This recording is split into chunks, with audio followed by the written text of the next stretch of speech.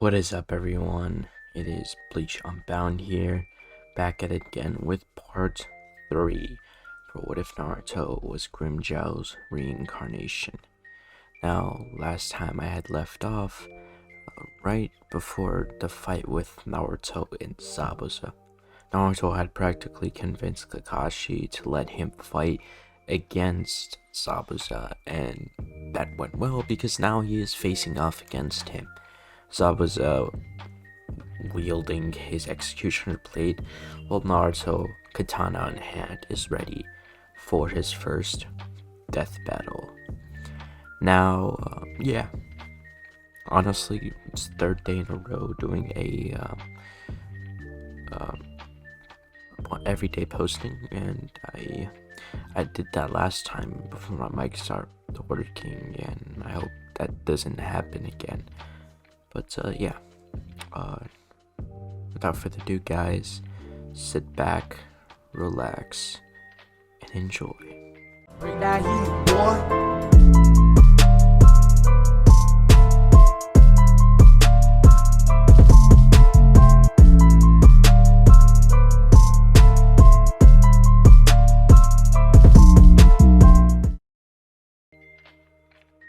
So, we resume the series as Naruto will be looking at Zabuza as he has his katana handy, as they would both nod at each other before running towards each other, as they would then release a battle cry before swinging down their blades, going into a blade lock, as there would be two forces putting on each other.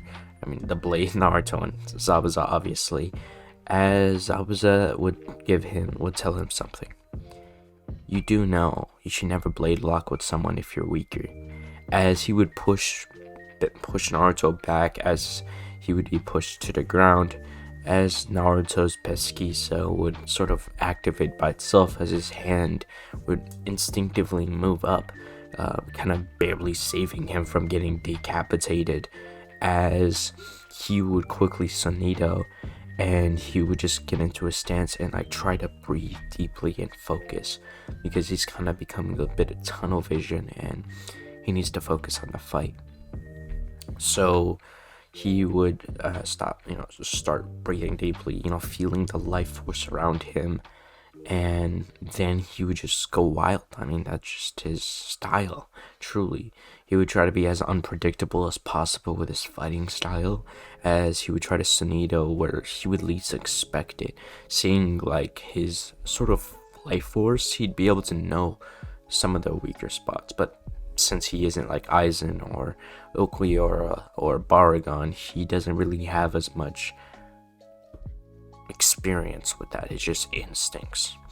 So as he's trying to figure out Zabuza during the fight, and trying to use his battle IQ to win, Zabuza would start to gain this purple aura, and Kakashi and the rest of Team 7 don't seem to see it, but only Naruto can for some reason. As Naruto would see this, right, he feels the power, and he thinks he needs to release his own, but he wants to test something out first. As he would point his finger towards Zabuza, as he would charge up Sarah. As this is being charged up, he would put as much curse energy, my bad, spiritual pressure as possible into the Sero, as you would shoot it towards Zabuza, as it would be its usual red color. As it's moving towards the land around them would start to ripple. It'd be pretty unnoticeable to Sasuke, Neliel, and Kakashi, but the rest of Team 7, it was only really noticeable to Zabuza and Naruto, really, because they were eye-locked to the fight, pretty much. So as the Sero's being sent towards Zabuza, Zabuza would use his blade to tank the attack. As once this is done, there'd be a sort of a block, like a smoke screen, as he couldn't see what happened afterwards. But once that smoke would disappear, he would see Zabuza with a piece of his blade in his torso, as the other was in the tree. As Zabuza would rip out the blade, saying, "I shouldn't have held back." As you could see, like, sort of gaping hole not a gaping hole, it's not really too big, but you can see a hole in his torso as the purple aura he had would slowly start fading away before he would collapse on the tree. As everyone would be confused what just happened, but Naruto's confused. When he had looked at Zabuza's neck, he had been impaled by 3 senbon. As he would be quickly angered because this guy just took his prey. I mean, as we know, Grimmjow doesn't like it when people, like, fight for him. It's, like, pretty much disrespectful to him. As he looks up and sees Haku there, he's not even, like, he's on demon time. As he immediately Sonidos in front of Haku and swings down his blade. Now, Haku, being stronger than Zabuza, she would have better reaction speeds. Did I say she? Oh my god. I was just contemplating, like, what the fuck did I just say? But he would have better reaction speeds. Meaning, he would be able to move out the way and quickly pick up Zabuza. The life-threatening wound wasn't the gaping, or wasn't the hole in his torso, but it was the 3 senbon in his neck. And Naruto was so confused how he didn't sense him until he saw Haku. And he, just for a second in his heart, like, he felt scared. Because if Haku couldn't do that to Zabuza, what stops Haku from coming back and killing them to tie up the loose end? As he would finish thinking, as he would look around, Kakashi, not having used a Sharingan, he would still be awake. And they would say that they should rest up for the day, and then they'll start building tomorrow. So they would head over to Tazuna's house, and as you don't know, they would meet up with Tazuna's daughter and Tazuna's grandson, being Tsunami and Inari. Inari being the grandson and Tsunami being the daughter. You can kind of tell based on the name. So they would sort of chill for the night, and they would sort of replan, because now that Zabuza's gone, they need to train, and they were gonna spend the next week training, and I mean, that was the plan. And obviously, they would later figure out that Haku actually, like, didn't kill Zabuza, because it took a bit of time for Kakashi to figure it out, so maybe like a day. So they'd realize they're gonna have to fight Zabuza again, in which Naruto would be forced to learn by Neliel how to regenerate parts of his body, and because he's fighting someone with the Executioner's blade, he needs to find a way to regenerate. And Neliel, it's actually never shown if Neliel actually knows how to regenerate, but she's a number third Espada, and I feel she should be able to regenerate. It's not really too unfair to say that. And Naruto would sort of learn how to use his regenerative ability, and it would sort of be pretty okay, but right now it's not as good as someone like Okuura. So once he would learn this, that would probably take the week alone. I mean, like, Neliel would have to chop off his arm, and then, like, he would have to heal it by himself, but if not, she would just heal it, and that would be kind of painful, one. And he had also trained his Xehther too, but it would probably take the week, if I'm being nice about it.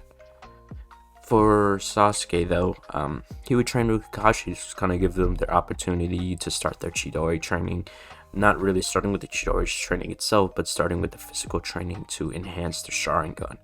So they would kind of do taijutsu fighting, and he would start to learn how to use his Sharingan copy stances and jutsus,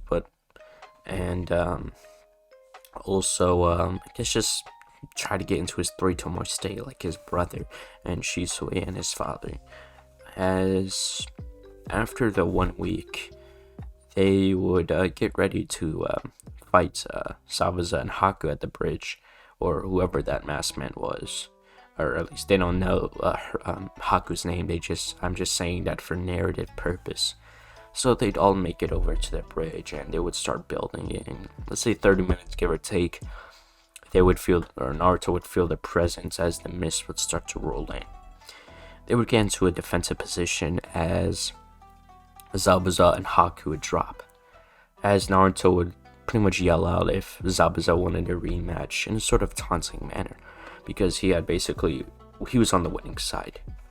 As Zabuza would say, if you wanted to fight someone stronger, as he would point to Haku, you're going to be fighting him. As Naruto would sort of crack his knuckles, as he would sort of start jumping, not jumping, but sort of like how boxers act like before they get into a fight. They're kind of like jumping on their tippy toes, I guess you can say. Sort of like getting warmed up. As Naruto would do this, him and Haku would start fighting, and he would look over to Sasuke, right?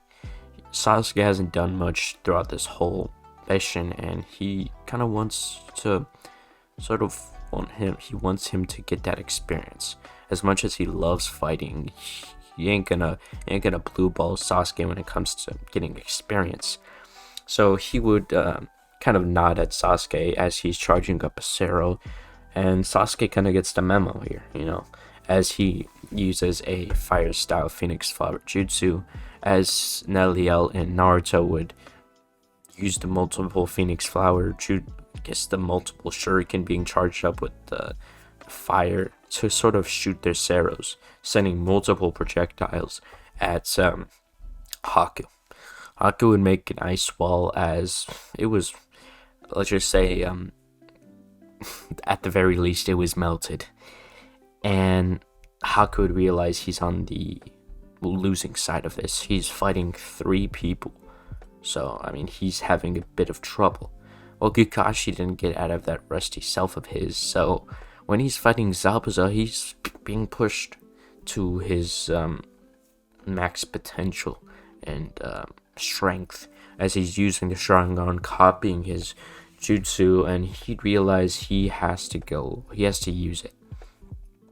As he would open the first gates, as a white aura would surround him, as he would get into a stance, as Zabuza would see this. He's like, the 8 inner gates, but he would think to himself, Kakashi has a lot of chakra, a lot compared to the normal ninja, so he shouldn't be able to open as much gates as a normal taijutsu master like Guy. So that means he could probably only open 2 or 3 gates, maybe 4 at the max. And obviously this would be correct. And the fact that Kakashi just copied it. He didn't really truly get into the stance. He sort of did that, but he didn't go through the same training that Guy did. Not trying to throw any shade, but that's just what happened. So, as the white aura surrounds Kakashi, he would receive a 10 times multiplier in his strength, and he would be off.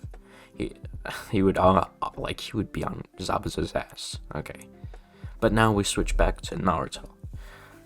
Now, Team 7, they're let's just say it's pretty easy work for them to be fighting against Haku, as Haku uses her demonic ice mirror. As what happens is, Nelia would form Bawa, and they would kind of Bawa surround them, sort of giving them protection and giving them a little bit of time to think about a plan. Now, Naruto would pretty much say that the intervals in the Senbone, that's when they send it. Sasuke would say that the projections, using, he would say that you guys you both have a technique to see the life force, and I could do that with my Sharingan too. And if they're projections, we won't be able to see the life force because they don't exist. as they both realize that, or not realize that, but sort of understand that, and that's their plan, right? Sort of waiting for the intervals and attacks and seeing past the illusions or the reflections.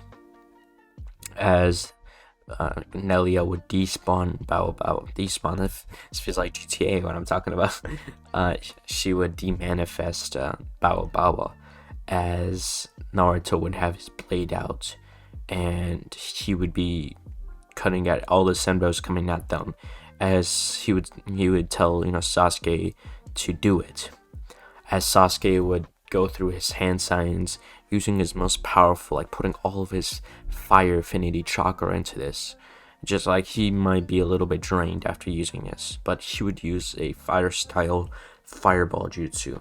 But the thing about this fire was there wasn't just one ball and that's it. It was like multiple, and it was like a flamethrower pretty much, and he just like did it like all directions of the ice mirror, pretty much a 360 fire style fireball jutsu.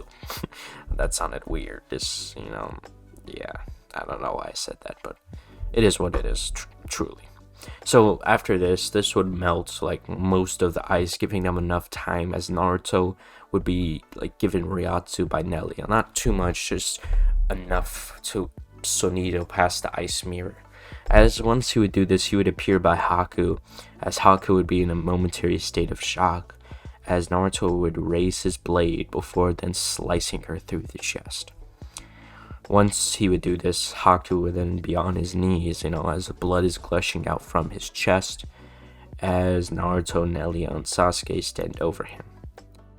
Now, once he would do this, Haku would be breathing his last breaths, as he saw Kakashi about to pierce a guy with it, Raikiri. And obviously, feeling deep devotion to Zabuza, he would put as much speed into as much chakra as possible in his feet, before then appearing between the Raikiri, pulling a Rin. My bad. Protecting Zabuza, like Minato. My bad there. I'm just kidding. But after she becomes Rengoku, after she saves Zabuza, pretty much like Zabuza would sort of have this moment where he's like, Haku's a tool, and sort of Naruto, he's like, okay, but like I don't care. Like Naruto isn't really as, how do I say, moral as he was in canon. He would still be like, damn, he was stronger than you, or he gave me a better fight, but other than that was pretty much it. As Zabuza would sort of have a moment of like self-thinking, and he'd realize like, what the fuck did I just say? And he would sort of have his humanization moment there, and he would see the bunch of mob thugs coming towards them of Gato's men, and he would ask Kakashi for his executioner's blade, as Kakashi would hand it over to him, as he would have that purple aura surround him, and he would immediately run through the men, like slicing them all with the gaping hole in his, or actually, wait, why did I say gaping hole in his? Never mind, he didn't get hit by that. I don't know why my brain was thinking that. But he, with his battered body, he like managed to go through every one of them and cut them down, before then appearing in front of Gato, before then just slicing right down the middle. And just for like all you would see, like, because Zabuza's in front of him, the only thing Team 7 would see is like the two halves of his body saying goodbye as they split apart. Yeah, you get the meaning there. And Zabuza would then quickly fall to his knees before lying down, like kind of being on the laying down position. He'd be lying down pretty much, okay? As he would ask he would ask Kakashi to move him near Haku, like right next to Haku, as they'd have that similar moment before he'd bite the dust. Kick the bucket. Have an honorable death. And yeah, as they just sort of had the funeral for Zabuza, as once, like, they would this time not really putting the blade at the grave because they know like people will come to take it. So what Naruto would do is he would grab the blade and grab his katana before, like, all you would see is the two blades before it would just become one. And what this ability does is now Naruto's blade can regenerate by people's blood, so his blade can never be truly broken, which is great. But after the whole Land of the Waves mission, we have Team 7 go back to Konoha, as once they would get back, they would debrief Hiruzen on what happened, about how Naruto defeated 2 S-rank ninja. Zabuza was A rank, Haku was S rank because he was slightly stronger and even stated to have light speed, pretty much just speed. And that's pretty impressive because barely any ninja could actually go that speed, not even Minato. Actually, I don't know about Minato, we'd have to go into specific scaling, but the only characters I know who are FTL, not light speed, FTL, is like maybe Ishiki, Momoshiki, maybe, just maybe Adult Naruto, but that's pretty much it. Yeah. So after the debrief, Hiruzen sort of has a courtesy, would tell them about the Chunin exams. And once he would do that, like, he would tell them like they have 2 weeks to train. And Naruto, Nelio, Sasuke, and Kakashi, they're excited. Specifically Naruto, because there's going to be people from other villages in which he can fight. Like, that sounds exciting to him. So let's just do that quick 2-week time skip, as Team 7, they would still meet up with Team Gaara, and it'd kind of be a similar interaction, but Naruto would be all about, like, Jesus, I want to fight you. Like, he sees like Gaara's bloodlust, and he's sort of pulling a what's his name? He's kind of getting a Majima. I believe that was his name. Yeah, that's his name. I don't know why I forgot. I was thinking of another antagonist which Majima fights, and sort of gets, never mind. If only the Yakuza players will know what happens in chapter 11.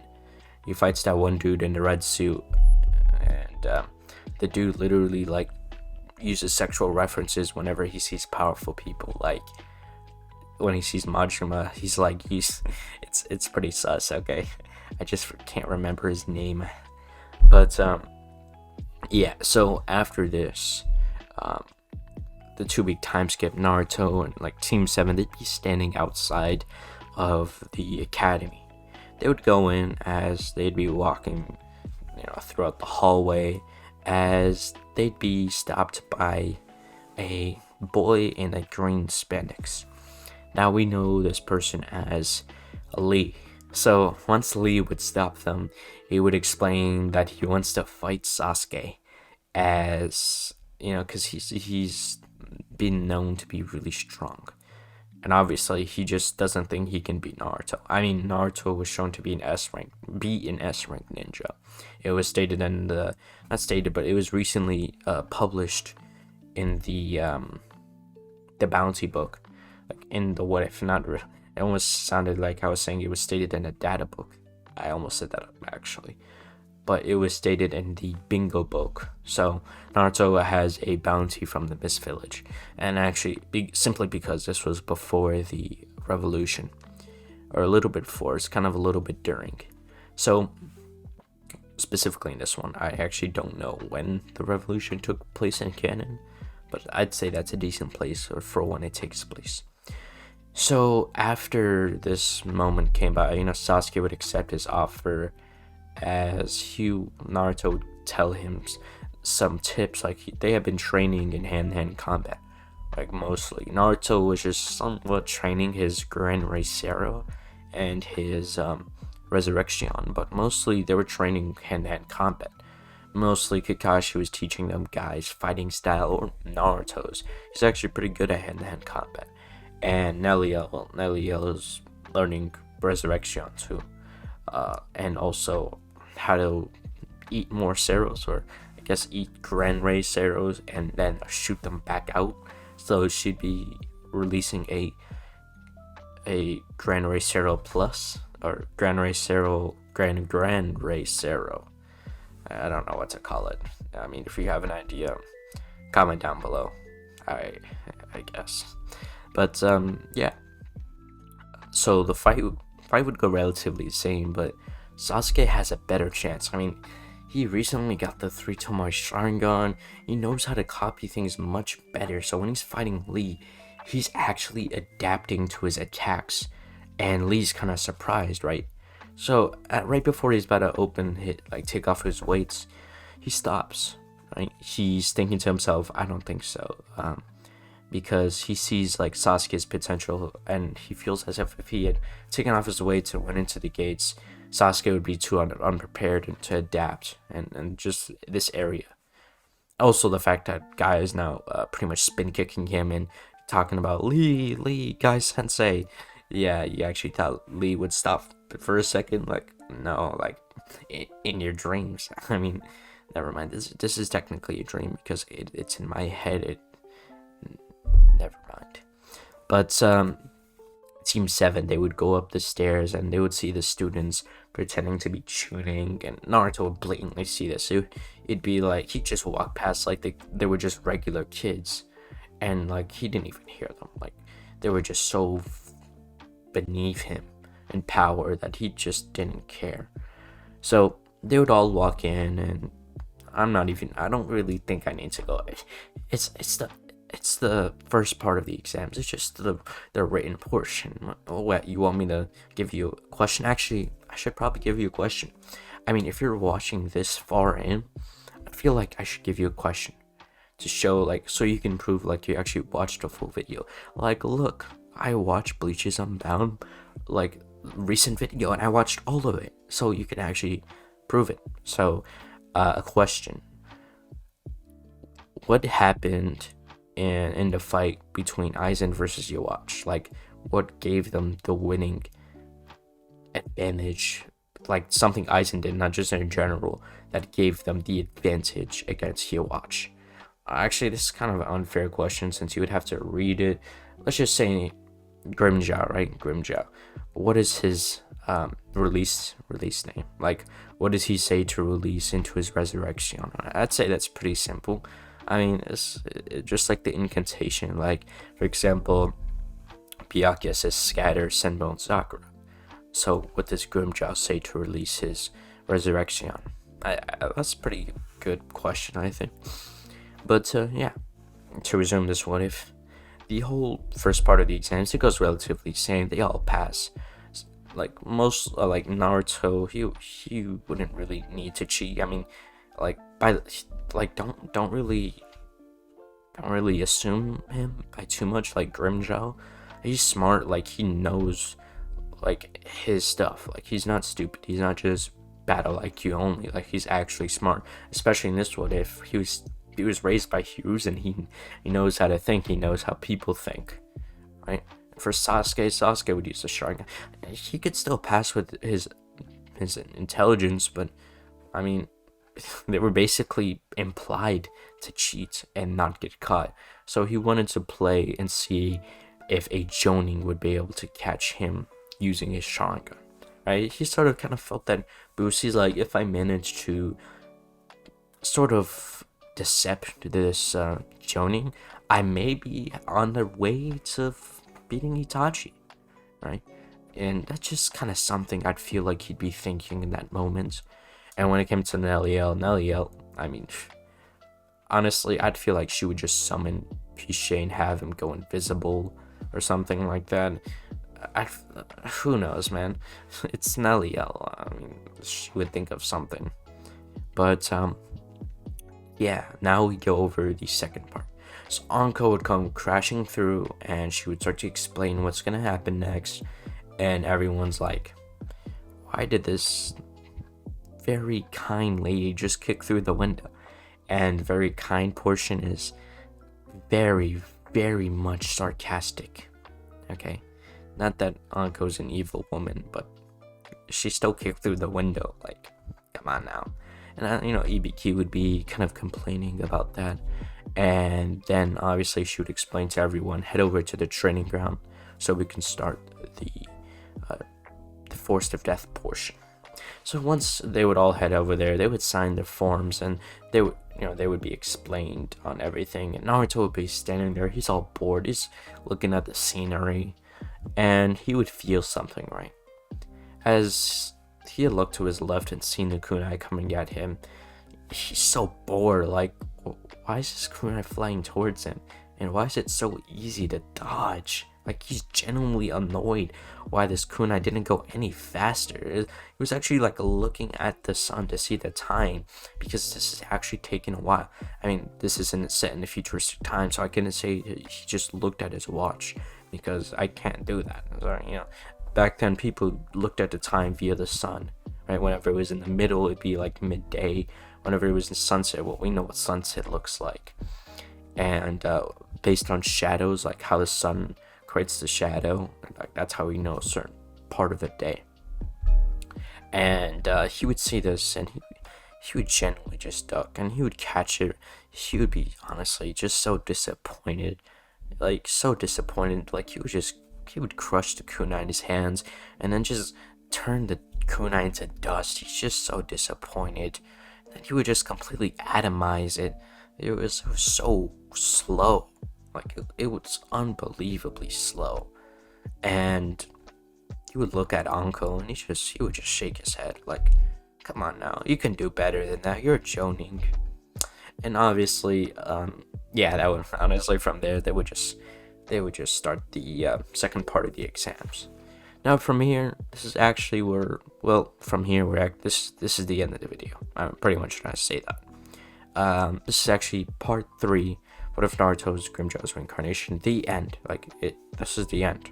So if you enjoyed this, if you enjoyed the video, click the like button, subscribe. Also, click the notification button, because I know you want to know what happens next. I mean, Grimmjow, he's a cool guy. He likes to fight. He might be rough around the edges, but he's got a heart. It's not like he's a Rancor hollow turned at hookahs into a Rancor into, I don't know, one of the Espada for Aizen's empire. Definitely about to become sulking. That really shows he has a heart. Anyway, guys, all jokes aside, I hope you have a wonderful day. Join the Discord server if you want to just talk to me or talk to other people. We got great people. We got Vice, bro. He's a nice admin. I don't know why I said that, but he's a good admin. Okay. Yeah, he's a good admin despite his beliefs. Don't ask him about it though. You don't want to know. Let's just spare you the suffering. Let's spare you the time. All right. So also, there's other people there. I mean, it's pretty cool. I might be doing some movie nights, Kahoot nights. I gotta learn how to make Kahoots. Maybe I can set that up. But yeah, peace out.